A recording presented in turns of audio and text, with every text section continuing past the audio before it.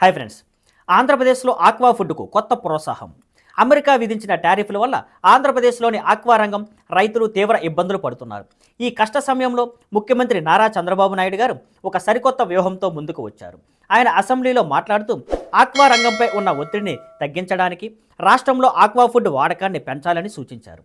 ఆయన చెప్పిన ముఖ్య విషయాలు: ఆక్వా ఫుడ్కు ప్రాధాన్యత, చేపలు, రొయ్యలు మంచి పోషకాహారం అని, వాటిని తినడానికి ప్రజలను ప్రోత్సహించాలని ఆయన అన్నారు. తాను కూడా ప్రతిరోజు చేపలు లేదా రొయ్యలు తింటానని చెప్పారు. పాఠశాలల్లో ఆక్వా ఫుడ్ గతంలో స్కూలు విద్యార్థులకు గుడ్లు అందించినట్లుగానే ఇప్పుడు వారానికి ఒకరోజు చేపలు లేదా రొయ్యలు పెట్టే ఆలోచన ఉందని ఆయన తెలిపారు. ఈ నిర్ణయం ఎందుకు ముఖ్యం? ఎగుమతులపై ఆంక్షలు ఉన్నప్పుడు రాష్ట్రంలోనే ఆక్వా ఫుడ్కు డిమాండ్ పెంచడం ద్వారా రైతులకు మద్దతు ఇవ్వాలనేది ఈ వ్యూహం. ఈ నిర్ణయం వల్ల రైతులు, ఆక్వా పరిశ్రమలు ఎలా లాభపడతాయో, కేంద్రం నుంచి ఎలాంటి సహాయం లభిస్తుందో త్వరలో తెలుస్తుంది. ఈ విషయంపై మీ అభిప్రాయాలను కామెంట్స్లో చెప్పండి. See on skyline networks. Thank you for watching. Please like, share and subscribe.